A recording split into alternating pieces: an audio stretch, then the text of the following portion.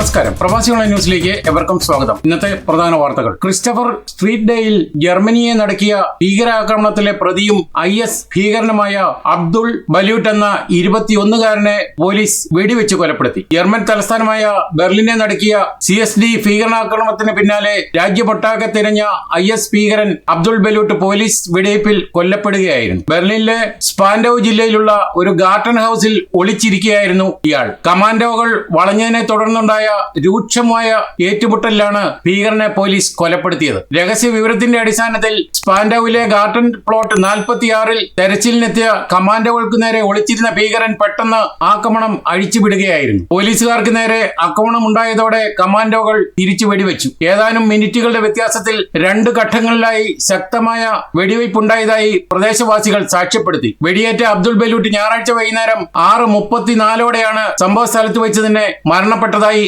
ഔദ്യോഗിക വൃത്തങ്ങൾ സ്ഥിരീകരിച്ചത്. ഭീകര മണിക്കൂറുകൾക്കുള്ളിൽ തന്നെ കണ്ടെത്തി ഭീകരനെ വധിക്കാൻ സാധിച്ചതിൽ ജർമ്മൻ സുരക്ഷാ സേനയ്ക്ക് ബെർലിൻ ആഭ്യന്തര സെനറ്റർ ഐറിസ് സ്പ്രങ്ങർ നന്ദി അറിയിച്ചു. ഭീകരനെ ഇത്രയും വേഗത്തിൽ കണ്ടെത്തി ആപത്ത് ഒഴിവാക്കാൻ സാധിച്ചത് നമ്മുടെ സുരക്ഷാ ഏജൻസികളുടെയും പോലീസിന്റെയും മികച്ച പ്രവർത്തനത്തിന്റെ ഫലമാണെന്നും ഐറിസ് സ്പ്രങ്ങർ വ്യക്തമാക്കി. ശനിയാഴ്ച രാത്രി 22 മണിയോടെ ബെർലിനിലെ CSD പരേഡിനിടെ ജനക്കൂട്ടത്തിന് ഇടയിലേക്ക് ഡെലിവറി വാൻ ഇടിച്ചു കയറ്റി ഒരു സ്ത്രീ കൊല്ലപ്പെടുകയും പിന്നീട് കൊടുവാളുമായി ആളുകളെ വെട്ടി 29 പേർക്ക് ഗുരുതരമായി പരിക്കേൽക്കുകയും ചെയ്ത ശേഷമാണ് ലെബനൻ വംശജനായ ഈ 21-കാരൻ ഒളിവിൽ പോയത്. ഭീകരന്റെ മരണത്തോടെ ബെർലിനിൽ നിലനിന്നിരുന്ന കനത്ത ഭീതിക്കും അനിശ്ചിതത്വത്തിനും ഇപ്പോൾ പരിസമാപ്തി ആയിരിക്കുകയാണ്. ബെർലിനിലെ ക്രിസ്റ്റഫർ സ്ട്രീറ്റ് ഡേയിൽ ആഘോഷങ്ങൾക്കിടെ നടന്ന ഇസ്ലാമിക് ഭീകരാക്രമണത്തിന്റെ അന്വേഷണം ജർമ്മനിയുടെ കേന്ദ്ര അന്വേഷണ ഏജൻസിയായ ഫെഡറൽ പ്രോസിക്യൂട്ടർ ജനറൽ ഏറ്റെടുത്തു. കാൾസ്റൂയിലെ ഏജൻസിയുടെ വക്താവാണ് ഇക്കാര്യം ഔദ്യോഗികമായി സ്ഥിരീകരിച്ചത്. തീവ്രവാദ കേസുകളും രാജ്യ സുരക്ഷയെ ബാധിക്കുന്ന കുറ്റകൃത്യങ്ങളും അന്വേഷിക്കുന്ന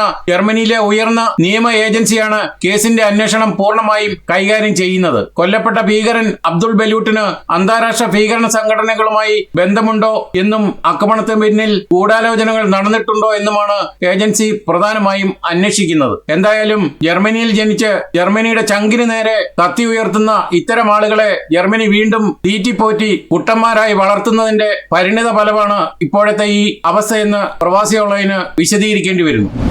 ജർമ്മനിയുടെ പുതിയ ഗതാഗത മന്ത്രിയായി CDU നേതാവും യൂണിയൻ പാർലമെന്ററി ഗ്രൂപ്പ് മാനേജിംഗ് ഡയറക്ടറുമായ സ്റ്റെഫാൻ ബിൽഗറെ നിയമിക്കാൻ ധാരണയായി. ചാൻസലർ ഫ്രീഡ്രിഷ് മെർസ് നേരിട്ട് ഫോണിൽ വിളിച്ച് ആവശ്യപ്പെട്ടതിനെ തുടർന്ന് ബിൽഗർ ചുമതല ഏറ്റെടുക്കാൻ സമ്മതം അറിയിക്കുകയായിരുന്നു. നിയമനത്തിനായി chancellor Merz president Frank Walter സ്റ്റൈൻമയറോട് ഔദ്യോഗികമായി അഭ്യർത്ഥിക്കുമെന്നാണ് സൂചന. അഭിഭാഷകനായ സ്റ്റെഫാൻ ബിൽഗർ 2009 മുതൽ ലുഡ്വിഗ്സ്ബുർഗ് സ്ഥലത്തെ പ്രതിനിധീകരിച്ച് ബുണ്ടസ്റ്റാഗ് അംഗമാണ്. 2009 മുതൽ 2018 വരെ പാർലമെന്ററി ഗതാഗത സമിതിയിൽ അംഗമായിരുന്ന ഇദ്ദേഹം 2018 മുതൽ 2021 വരെ ഗതാഗത മന്ത്രാലയത്തിൽ പാർലമെന്ററി സ്റ്റേറ്റ് സെക്രട്ടറിയായും പദവി വഹിച്ചിട്ടുണ്ട്. നിലവിലെ ഗതാഗത മന്ത്രിയായിരുന്ന പാട്രിക് ഷ്നൈഡറെ തൽസ്ഥാനത്ത് നിന്ന് നീക്കാൻ ചാൻസലർ ഫ്രീഡ്രിഷ് മെർസ് തീരുമാനിച്ചതോടെയാണ് നാടകീയ നീക്കങ്ങൾ ആരംഭിച്ചത്.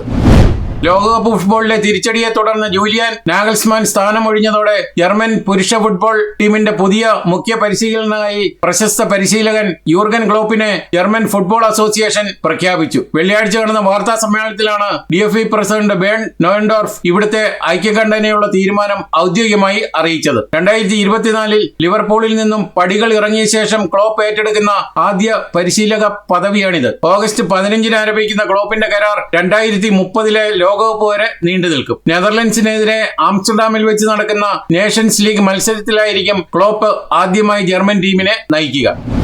ജർമ്മനിയിൽ ചെറിയ സ്വകാര്യ വിമാനം വീടിന്റെ മേൽക്കൂരയിലേക്ക് തകർന്നു വീണ് 2 പേർ മരിച്ചു. വടക്കു പടിഞ്ഞാറൻ ജർമ്മനിയിലെ ഗാണ്ടർകീസി എന്ന സ്ഥലത്താണ് ശനിയാഴ്ച സംഭവം നടന്നത്. ബ്രഹ്മൻ സ്വദേശികളായ 65-ഉം 77-ഉം വയസ്സുള്ള 2 പേരാണ് വിമാനത്തിൽ ഉണ്ടായിരുന്നത്. ആദ്യം ഒരാൾ മരിച്ചതായും മറ്റൊരാളെ കാണാതെ ആയതുമെന്നുമാണ് പോലീസ് അറിയിച്ചത്. എന്നാൽ പിന്നീട് നടത്തിയ പരിശോധനയിൽ 2 പേരും മരിച്ചതായി ഡെൽമൻ ഹോർസ്റ്റ് പോലീസ് സ്ഥിരീകരിച്ചു.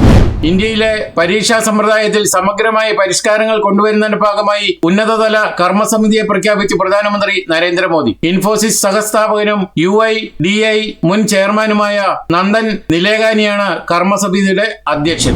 കേരളത്തിൽ നിന്നും ജർമ്മനിയിലേക്കുള്ള നഴ്സിംഗ് റിക്രൂട്ട്മെന്റ് പദ്ധതിയായ നോർക്ക ട്രിപ്പിൾ വിൻ കേരളയുടെ ഭാഗമായി തിരഞ്ഞെടുത്ത് ജർമ്മൻ ഭാഷാ പരിശീലനം പൂർത്തിയാക്കിയ 12 പേർക്ക് കൂടി നിയമന കരാർ കൈമാറി. നോർക്ക ട്രിപ്പിൾ വിൻ കേരളയുടെ 4ാം ബാച്ചിൽ നിന്നും സ്മിത തോമസ്, സൂര്യ മന്നത്ത്, 5ാം ബാച്ചിൽ നിന്നുള്ള ആൻസി ജോസ്, അജിതകുമാരി, അനുമോൾ പുരുഷോത്തമൻ, 6ാം ബാച്ചിലെ ലൂസല്ല തോമസ്, ഗോവിന്ദ് ആനന്ദൻ, ജിൻസി ജോൺ, ദൃശ്യ ഭരതൻ, 7ാം ബാച്ചിലെ ബെല്ലിയ ബോസ്, അലീന ബെന്നി, ജിലിയ വർഗീസ് എന്നിവർക്കാണ് Norka Roots general manager Prakash P Joseph work permit കൈമാറിയത്. ഇവർക്ക് സെപ്റ്റംബർ ഒക്ടോബർ മാസത്തോടെ ജർമ്മനിയിൽ എത്താനാവും. വിഖ്യാതമായ ജർമ്മനിയിലെ ചാരിറ്റ് യൂണിവേഴ്സിറ്റി ഹോസ്പിറ്റലിലാണ് ഇവർക്ക് നിയമനം ലഭിക്കുക. തൈക്കാട് നോർക്ക സെന്ററിൽ നടന്ന ചടങ്ങിൽ നോർക്ക റൂട്ട്സ് റിക്രൂട്ട്മെന്റ് വിഭാഗം ജീവനക്കാരും സംബന്ധിച്ചു. നോർക്ക റൂട്ട്സും ജർമ്മൻ ഫെഡറൽ എംപ്ലോയ്മെന്റ് ഏജൻസിയും German agency for international cooperation സംയുക്തമായി നടപ്പാക്കുന്ന പദ്ധതിയാണ് നോർക്ക ട്രിപ്പിൾ വിൻ കേരള. ഇതിനായുള്ള കരാർ 2021 ഡിസംബർ 22-നാണ് ഒപ്പുവെച്ചത്. ഇതുവരെ 8 ബാച്ചുകളിലായി നടത്തിയ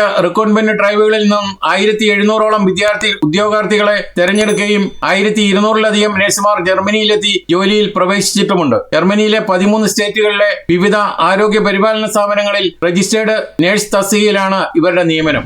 ഇതോടെ ഈ വാർത്താ ബുള്ളറ്റിൻ ഇവിടെ പൂർണ്ണമാവുകയാണ്. നിങ്ങൾ നൽകി വരുന്ന എല്ലാവിധ പിന്തുണയ്ക്കും ഹൃദയപൂർവ്വം നന്ദി അറിയിച്ചുകൊണ്ട് നമസ്കാരം.